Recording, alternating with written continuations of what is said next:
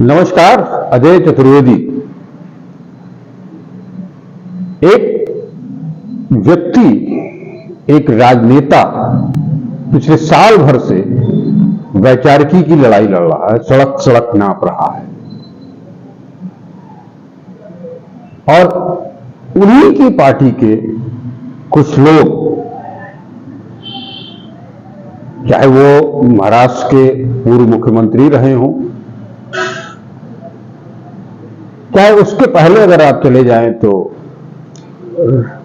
मैं जिन पदयात्री की बात कर रहा हूं, राहुल गांधी जी के मित्र रहे हों, ज्योतिरादित्य सिंधिया।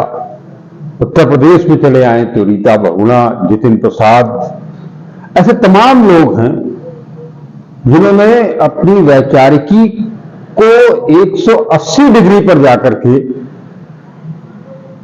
सब कुछ समर्पित कर दिया। दो ध्रुव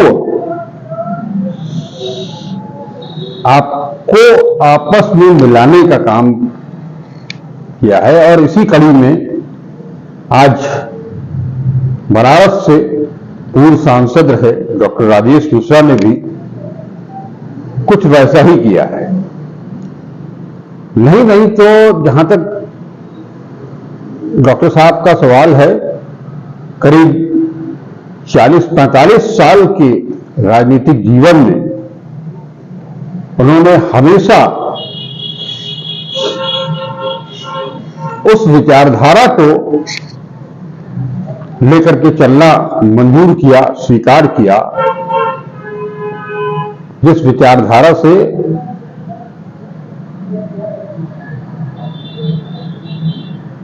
दूसरा पक्ष बिल्कुल अलग है। वो हमेशा गांधी, नेहरू की विचारधारा को लेकर के आगे बढ़े, लेकिन आज वो मुखौटा उतार करके उन्होंने फेंक दिया है। अगर बात की जाए वैचारिकी की तो बहुत कुछ साफ होगा कि आज आप जहां गए हो, क्या वही आपका असली चेहरा है? अब तक जो 40-45 साल की राजनीति की, वो एक छद्म मुखौटा था। इन्हीं सब बातों पर चर्चा करने के लिए आज मैं आमंत्रित कर रहा हूं प्रदेश कांग्रेस, उत्तर प्रदेश कांग्रेस के प्रवक्ता संजीव सिंह को। संजीव जी, आपका बहुत बहुत स्वागत है, अभिनंदन है। मेरा सवाल सिर्फ इतना है कि कोई भी व्यक्ति जो राजनीति में आता है, निश्चित तौर पर उसकी कोई विचारधारा होती होगी, कुछ उसी विचारधारा को लेकर के वो अपना भविष्य भी देखता होगा, उसी के साथ वो चलता भी होगा। लेकिन कुछ लोग जो पूरी जिंदगी एक विचारधारा के साथ गुजार देते हैं और ढलते समय ढलान पर जब होते हैं तो उस विचारधारा को तिलांजलि देकर के जस्ट अपोजिट विचारधारा की तरफ चले जाते हैं। इसका क्या मतलब समझा जाए? यानी कि उनके पास कोई विचारधारा थी भी या नहीं थी? क्या कहना चाहेंगे? जी बिल्कुल, राजनीति मेरे जैसे व्यक्ति के लिए अगर आप पूछेंगे, जो कि इलाहाबाद विश्वविद्यालय का छात्र होने के नाते और छात्र जीवन से राजनीति की जो एक छोटी सोच रखता हूं, उसमें सबसे ऊपर कोई व्यक्ति होता है तो होता है विचारधारा। यह सबसे बड़ी चीज होती है और राजनीति में व्यक्ति नीचे होता है, विचारधारा ऊपर होती है। क्योंकि मैंने यही जाना कि व्यक्ति आते और जाते रहते हैं, लेकिन विचारधारा अपना स्थान बनाए रखती है। और विचारधारा इसलिए क्योंकि जो लोग राजनीति में आते हैं, चाहे वो दक्षिणपंथी हो, चाहे वामपंथी हो, चाहे कांग्रेस में हो, चाहे समाजवादी हो, वो अपने उस चरित्र को या अपने उस सोच को उस वैचारिकी के अंतर्गत रखते हैं। मैं इसका विरोध नहीं करता हूं। अगर कोई दक्षिणपंथी सोच का है, बिल्कुल हो। हाँ, कोई वामपंथी सोच का हो, बिल्कुल हो। कोई समाजवादी सोच का हो, कांग्रेस का हो, कोई दलित सोच विचारक का हो, यानी अम्बेडकरवादी हो, कोई गलत नहीं है। लेकिन जो आपने सवाल पूछा कि वैचारिकी की समानता रखते हुए जो राजनीतिक दल है उसमें एक इंटरचेंज करना, तो कुछ हद तक जनता को या अपने लोगों को, एक फिलॉसफी में शब्द होता है कि वो जलग्राही है। जी। लेकिन विचारधारा में जहां साउथ पोल से नॉर्थ पोल की दूरी हो, मतलब आप समझिए कि जस्ट अपोजिट आप जिस चीज के रहे हो, तो वहां जाना, वही फिलॉसफी का दूसरा शब्द है वितंडावादी। राजनीति का वितंड कर रहे हैं। इसका सीधा मैंने एक उदाहरण के तौर पर मैं आपको भी रख सकता हूं। आप भी एक, जिस तरह से माना जाता है कि कांग्रेस एक आंदोलन की पार्टी है, उसी तरह से आप भी एक आंदोलन की पार्टी से आए, सामने आए और आम आदमी पार्टी से आप जुड़े। आपने भी यूपी, पूर्वांचल, बनारस घूम घूम करके आम आदमी पार्टी को खड़ा किया। लेकिन कुछ चीजें थी जो आप उनके साथ एडजस्ट नहीं कर पाए होंगे, लेकिन आपने जब दल छोड़ना चाहा तो समान विचारधारा को लेते हुए ही आप कांग्रेस में आए होंगे। अभी कुछ दिन पहले, दो साल पहले, इसी बनारस से पंडित कमलापति त्रिपाठी जी के पौत्र राजेशपति जी और उनके सुपुत्र ललितेशपति में कुछ मतभेद होंगे पार्टी को लेकर के। उन्होंने भी पार्टी छोड़ी, लेकिन वो भी अगर गए कहीं तो तृणमूल कांग्रेस में गए। लेकिन एक आदमी जो बनारस हिंदू विश्वविद्यालय का छात्र रहा हो, छात्र राजनीति वहीं से शुरू की हो, उसका ककारा वहीं से शुरू किया हो, और पूरी अब तक की पूरी राजनीति में, जहां तक मुझे याद आता है कि 80-81 से लेकर के और आज 2024 तक वो लगातार एक विचारधारा के साथ जुड़े रहे, कांग्रेस की विचारधारा के साथ जुड़े रहे, और अचानक शिफ्ट हो गए वो ठीक विपरीत विचारधारा के साथ, बीजेपी के साथ भगवा धारण कर लिया उन्होंने। इस मनोदशा को, इस साइकोलॉजी को मैं नहीं समझ पा रहा हूं, क्या कहेंगे? शायद आप डॉक्टर राजेश मिश्रा जी की बात। जी देखिए अजय जी, आपने सबसे पहले तो मेरी बात कही।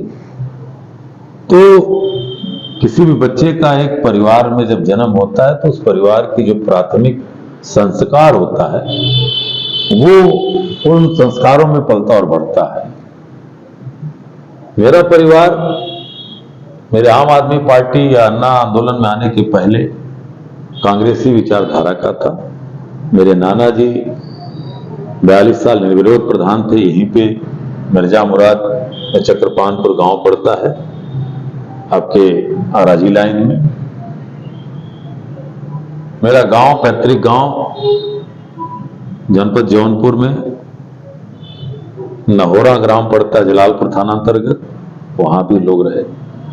और बड़ी बात कहूंगा कि मेरे गांव में या मेरे ननिहाल पर से कांग्रेस से कोई ब्लॉक का अध्यक्ष भी नहीं था, वार्ड का भी अध्यक्ष नहीं था।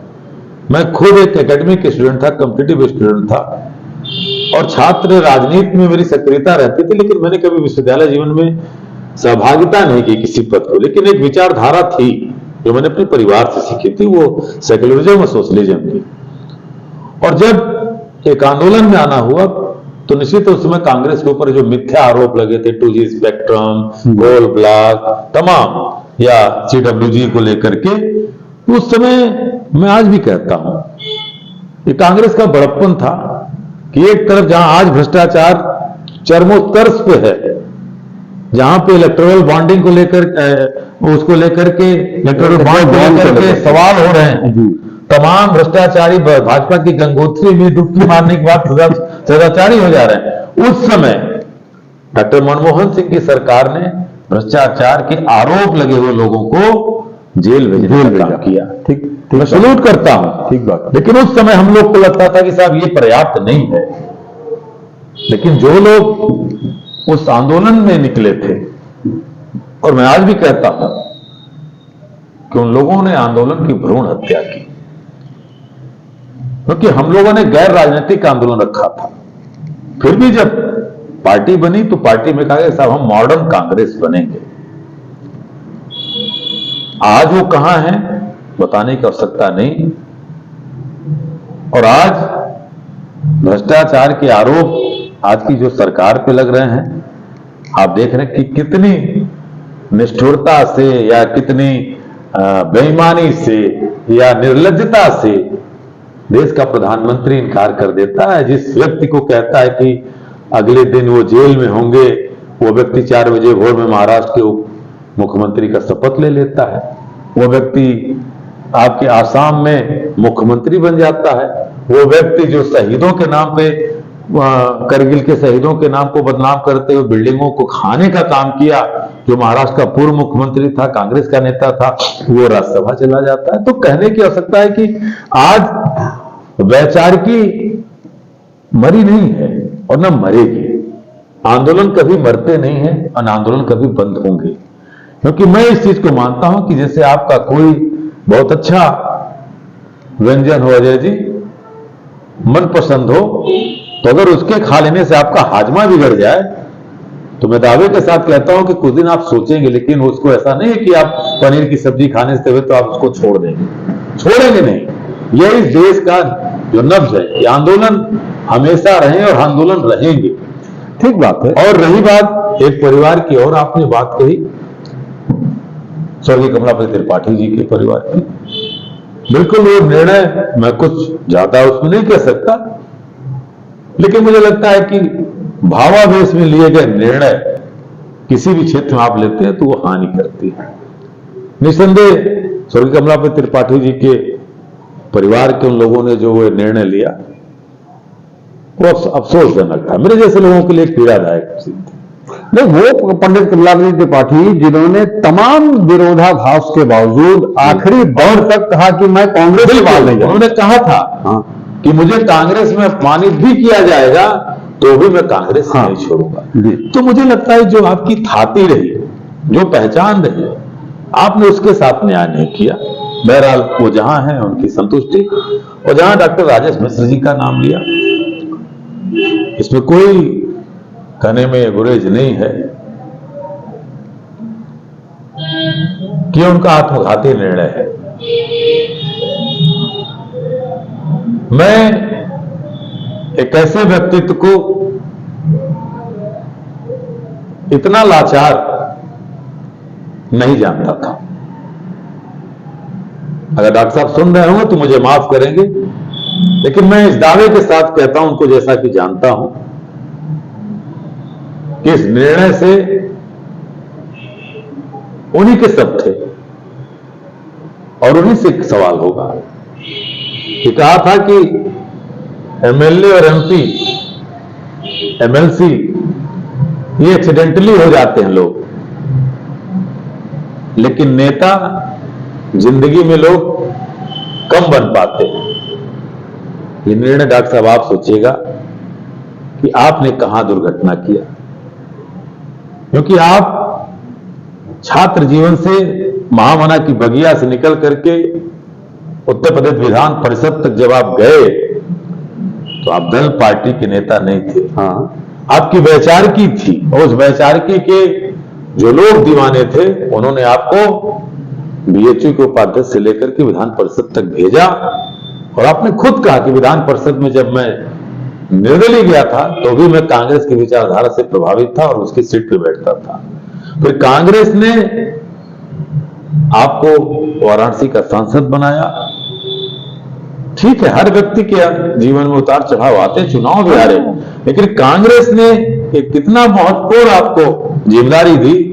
मुझे नहीं लगता कि पूरे देश में जितने राज्य है उसके पीसीसी अध्यक्ष बहुत से बने लोग होंगे, बहुत से लोग मुख्यमंत्री बने होंगे, बहुत से लोग कैबिनेट मिनिस्टर बने होंगे, राज्यों में मंत्री बने होंगे और आज भी हैं। लेकिन आपने हिंदुस्तान की 136 साल पुरानी पार्टी के राष्ट्रीय अध्यक्ष को चुनने में उस चुनाव समिति के आप सदस्य थे। और मुझे लगता है कि शायद उत्तर भारत में इनके अलावा शायद एकाध व्यक्ति कोई और होगा तो होगा, मेरी जानकारी में नहीं है।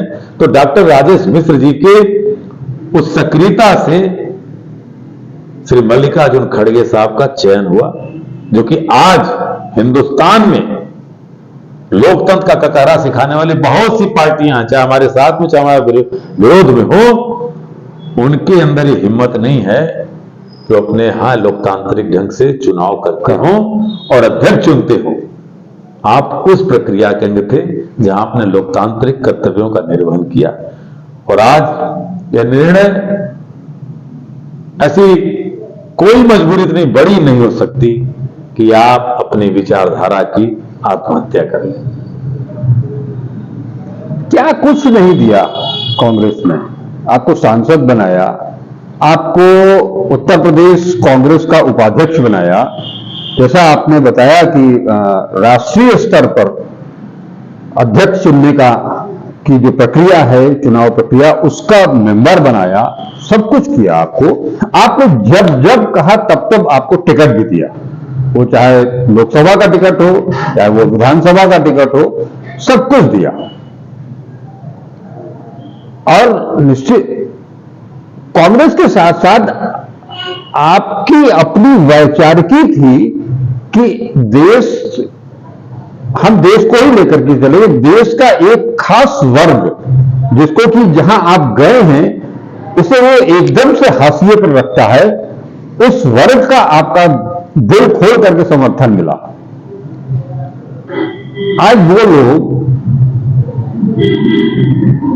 आपके बारे में क्या सोच रहे हैं? डॉक्टर राजेश मिश्रा, मैं मुस्लिम समुदाय की बात कर रहा हूं, जब जब ये चुनाव लड़े हैं तब तब इनको जो है वो मुस्लिमों का व्यापक समर्थन मिला है। लोग इनको एक वैचारिक नेता के रूप में, एक राजनीतिक के रूप में हमेशा ट्रीट करते रहे, समझते रहे।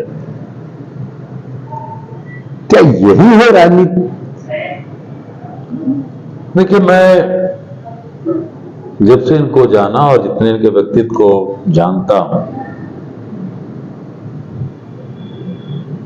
और इनकी राजनीतिक छवि को जानता हूं, ये जातियों में बंधे नेता कभी नहीं थे। हाँ, छात्र जीवन से, और न ही किसी धर्म के प्रति, क्योंकि जो व्यक्ति अपने आप को खुद भी कहते हैं कि पॉलिटिकल साइंस का मैं गोल्ड मेडलिस्ट रहा, यानी राजनीति शास्त्र के जो व्यक्ति स्वर्ण पदक पाया, वो भी बीएचयू जैसे संस्थान से, वर्ल्ड फेम, और बड़ी अच्छी सोच खुद भी रखते थे।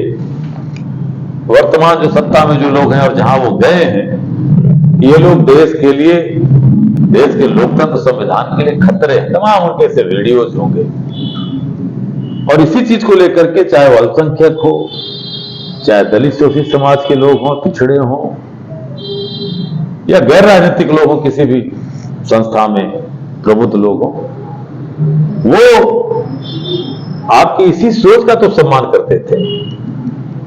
और आज वहां पे आप खड़े होकर के ढलती उम्र में ये कौन सी सीख आप उस समाज को देंगे, क्या बताएंगे? ये सवाल तो लोग उनसे करेंगे। हाँ, और मुझे लगता है कि निरुत्तर होना ही स्वाभाविक होगा, कोई जवाब नहीं होगा। राजनीति में बिल्कुल स्वार्थ रखना चाहिए, जय जी, मानता हूं, लेकिन स्वार्थ अपने विचारों की मजबूती का रखना चाहिए, अपने वैचारिकी पे लड़ने वाले उस नेता के बचाव रखना चाहिए। अगर मैं नाम ले लूं आज की तारीख में जननायक राहुल गांधी जी का, जननायक क्यों कह रहा हूं? अगर उस व्यक्ति को स्वार्थ प्रधानमंत्री के पद का होता, डॉक्टर राजेश मिश्रा जी जब संसद में यूपीए 1 में गए थे, उस समय भी था। हाँ, उसके बाद यूपीए 2 में डॉक्टर मनमोहन सिंह ने स्पष्ट कहा आज तो प्रधानमंत्री बनने के लिए जो शख्स प्रधानमंत्री है वो तमाम भ्रष्टाचारियों को अपने परिवार में नहीं जोड़ता, अपने विधि विधान को नहीं अपनाता, वो कहता देश परिवार है। और जो कहता कपड़ों से लोगों को पहचान लेता हूं, उसके लोग कहते हैं गोली मारो डांट डांट, वो व्यक्ति कहां है? तो आज ऐसे लोगों के बीच में है। और दूसरी तरफ राहुल गांधी है, वो बार बार कह रहे हैं कि ये मेरी वैचारिक यात्रा है। दो विचारधारा की लड़ाई है, जो देश का संविधान और लोकतंत्र बचाने वाली एक विचारधारा है जिसके लिए मैं लड़ रहा हूं। उस व्यक्ति ने हिंदुस्तान, मुझे लगता है कि दुनिया का पहला शख्स है जिसने 4000 किलोमीटर की पदयात्रा करके कन्याकुमारी से कश्मीर तक नापा, जहां गर्मी भी थी, बारिश भी थी, ओले भी पड़े, और पूरे हिंदुस्तान में, जहां कश्मीर में एक समय उनके साथ सुरक्षा कर्मी नहीं थे, कश्मीरियों ने उनकी सुरक्षा की। सल्यूट करता हूं उस व्यक्ति को। या तो गांधी गए थे, जब जिन्ना गए थे तो जिन्ना के ऊपर बंटवारे के समय अंडे और टमाटर सड़े फेंके गए थे, और वही गांधी गए थे जहां पे 90% माइनॉरिटी के लोग रहते थे। डल झील में पूरा वहां पे फूलों से लद गया था। लोगों ने कहा कि बापू इस पे मत चलिए, नहीं तो ये जो है टूट जाएगा।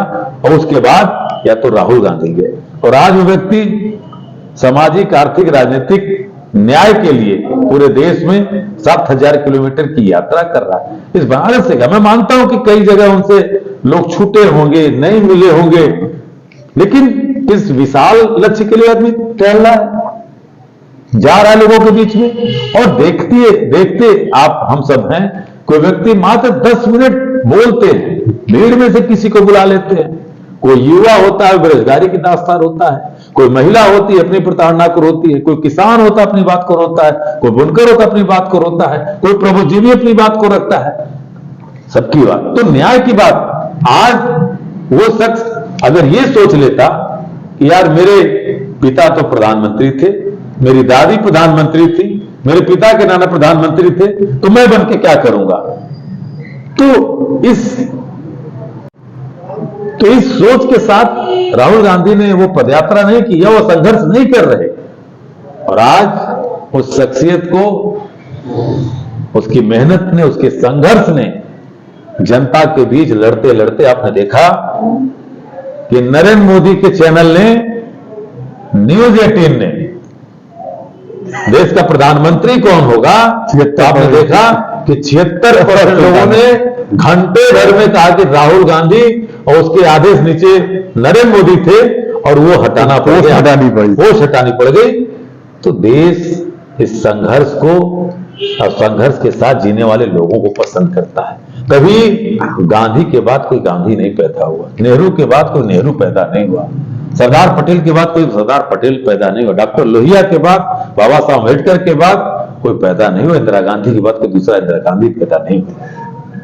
इन संघर्षों का आपने जिक्र किया और इतने सारे नाम आपने बताए, और आज की तारीख में राहुल गांधी का आपने नाम लिया, और जो वाकई लोकतंत्र और संविधान की रक्षा के लिए, दबे कुचले लोगों के लिए, उनको राजनीति की, समाज की मुख्य धारा में लाने के लिए एक आदमी संघर्ष कर रहा है। आपने सही कहा कि वो 4000 किलोमीटर पहले चले, 7000 किलोमीटर अब चल रहे हैं। लेकिन मुझे लगता है कि उस आइडियोलॉजी से जो लोग जुड़े हुए थे या हैं, उन्हें किसी भी पद, प्रतिष्ठा या कोई व्यक्तिगत स्वार्थ को छोड़ करके देश हित में उनके साथ लगना चाहिए था। और आज के वक्त में जब ये लड़ाई, निस्संदेह ऐसा लगता है कि आर पार की लड़ाई है, ऐसे समय में उस विचारधारा के लोगों को मजबूती देने के लिए उनके साथ खड़ा होना चाहिए था। बावजूद इसके डॉक्टर मिश्रा ने जिस विचारधारा के खिलाफ वो लड़ाई लड़ रहे हैं, राहुल जी की विचारधारा, कांग्रेस की विचारधारा, गांधी की विचारधारा, नेहरू की विचारधारा, पटेल की विचारधारा, अबुल कलाम आजाद की विचारधारा को त्याग करके दूसरी तरफ आप गए हैं, आरएसएस की तरफ, भारतीय जनता पार्टी की तरफ। मुझे लगता है कि ये वैचारिक परिवर्तन, वो भी इस ढलती हुई उम्र में, ये समझ आसानी से समझ में आने लायक नहीं दिखाई दे रही है। ये बिल्कुल सही कह रहे हैं। कुछ उदाहरणों के साथ इस अंतर को आपके दर्शकों को समझाना चाहूंगा। 1925 में राष्ट्रीय स्वयंसेवक संघ की स्थापना करने वाले डॉक्टर हेडगेवार आज तक देश के गांधी नहीं बन पाए। अंग्रेजों से 7-7 बार माफी मांगने वाले विनायक दामोदर सावरकर आज तक कभी भगत सिंह नहीं बन पाए। गोलवरकर आज तक कभी जो दोरंगे लोग थे, तिरंगे का अपमान किया था। जब गोलवरकर जब देश आजाद हो रहा था, स्वयंसेवक उसके आरएसएस के उस समय संघ प्रमुख थे, तो कहा था कि तिरंगा देश के लिए शुभ है। इनको नहीं मालूम कि इस तिरंगे में हरा बलिदान, श्वेत शांति और केसरिया हमारे बलिदान का और हमारे विकास का प्रतीक था जी। और उस तिरंगे ने देश की आजादी दिलाई। उसका विरोध करने वालों ने, झंडे को फूंकने वाले लोगों ने, तो कभी गोलवरकर नेहरू नहीं बन पाया था जिंदगी। और आने वाले दिनों में आपने देखा कि चाहे मोहन भागवत हो, भले उनको राम मंदिर के शिला पूजन में बुला लीजिए या किसी कार्यक्रम बुला लीजिए, मोहन भागवत आज राष्ट्रपिता नहीं बन सकते। उसी तरह कहना चाहता हूं कि नरेंद्र मोदी जी देश की जनता को चाहे जितने झूठ बोल लें, उस युवा वर्ग को जो इन्हीं का मंत्री संसद में कहता है कि 9,64,000 पद सरकारी विभागों में, रेलवे, रक्षा और गृह मंत्रालय में, देश के 27 बड़े विभागों में खाली भरा नहीं गया। इस देश का वो किसान जिसको 2022 में फसल दुगनी होने का वादा दिलाया था और कहा था कि गुरु नानक जयंती के दिन कि मेरी तपस्या में कुछ कमी रह गई हुई, 3 काले कानून वापस लेता हूं, और आज उसको कील कांटे लगाकर, बुलडोजर लगाकर स्वागत कर रहे हैं। वो दुखी है। जिस लाल किले के प्राचीर से कहा था महिलाओं को लेकर के नर नहीं नारायणी का देश है, नारी को हम नारायणी के रूप में पूजते हैं, उसी 15 अगस्त 2021 को बिल्किस बानो की गैंग रेपियों को भारतीय जनता पार्टी के विधायक ने सम्मानित करते हुए गुजरात में इस देश की नारी सम्मान को अपमानित करने का काम किया था। जिस देश में प्रधानमंत्री मिजोरम का मन नहीं बोल पाता संसद में, और जाकर के मिजोरम में आज जहां करीब 2 लाख लोग अपने घर को छोड़ के जा चुके हैं, 200 से ज्यादा जान चली गई, उस मिजोरम के बारे में प्रधानमंत्री नहीं जाते। उस पार्टी में जाकर के कैसे कोई व्यक्ति बात कर सकता है कि देश बनाने वाली पार्टी है, देश को जोड़ने वाली पार्टी। और इसी बनारस में जो बनारसी साड़ी उद्योग का पूरी दुनिया में हब माना जाता था, आज 1 लाख से ज्यादा बुनकर बनारस छोड़ के जा चुका है। जो बनारस की पहचान थी, और कहना गुरेज नहीं है कि उस बुनकरी में या हिंदू और मुसलमान ताने और बाने की संस्कृति में था, बिल्कुल उस रूप में जीता था।